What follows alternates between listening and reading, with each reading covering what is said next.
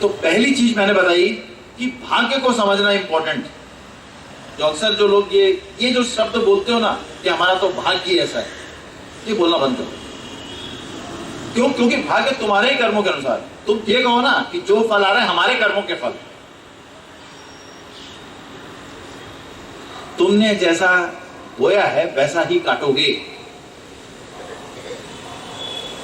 बस एक बहुत सिंपल सी चीज, तुमने जैसा बोया है वैसा ही काटोगे। इसलिए जो तुम काट रहे हो तुम्हारा बोया हुआ है। अब बताओ इसमें कहा कोई परेशानी की बात है? कहीं कोई परेशानी की बात नहीं। लेकिन जब हम नहीं समझे होते तो उसी चीज को ऐसा बोलते हैं। तो यानी हमारे अपने कर्म, अब देखिए इस जन्म में कर्मों का क्या होता है। जब हम इस जन्म में अपने काम कर रहे हैं तो जो काम हम दूसरे को दुख देने की भावना से करेंगे, भले देखो दूसरे को दुख हो या ना हो, लेकिन अगर हमने दूसरे को दुख पहुंचाने की भावना से कर्म किया, अब उसमें सब चीज आ जाती है, बॉडी लैंग्वेज भी आ जाती है। जैसे अपन ने उसको देखकर भी उसको नहीं देखा और उसने नमस्ते की, हमने सुना भी तो हमने उसको ध्यान ही नहीं दिया। और नजदीक आके जब उसने बोला कि मैंने तो आपको मेरा तो ध्यान ही नहीं किया, आपका भी कर्म, आपका पाप कर्म बन गया। एक अपने आप नहीं देखा कोई बात नहीं, लेकिन आपने देख के नहीं देखा तो आपका पाप कर्म। दूसरी चीज अपेक्षा। एक व्यक्ति दूर से ही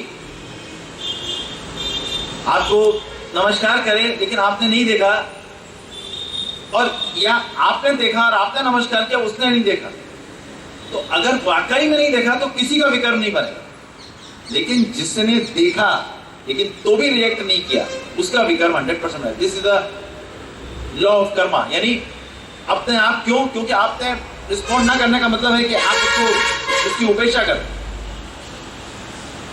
ऐसे घर परिवार में होता है। हम कहते हैं साहब माता पिता हमारे साथ तो रहते नहीं, वो तो खुद वृद्धाश्रम में चले गए। क्यों? उनको शौक थी क्या? तुम लोग क्यों नहीं अनाथ आश्रम में चले जाते? अभी तुम्हारे भी माता पिता तुमको ठीक से नहीं रखे, तुम भी अनाथ आश्रम में चले जाओगे। बोलो साहब हमें माता पिता के साथ नहीं रहना। लेकिन माता पिता कुछ भी करते हुए अपने लिए भले खाए नहीं खाए, लेकिन आपके लिए बेस्ट करने की कोशिश करते। तुम बच्चों का फर्ज नहीं बनता क्या? तुम साहब हमारी घरवाली है उसको रखने नहीं देती, वो कल की बहू आई है, अभी आज ही आई है। आप मदर फादर आपके साथ कब से हैं? कितने सालों से हैं? हम कहते हैं अगर माँ बाप की आंखों में आंसू आपकी वजह से आया ना, उससे बड़ा विकल्प कोई नहीं। आप भगवान को तो पूजो, आप किसी को भी पूजो, लेकिन अगर माँ बाप को आप सम्मान नहीं दे सकते तो आपके जीवन में खुशियां नहीं आने वाली।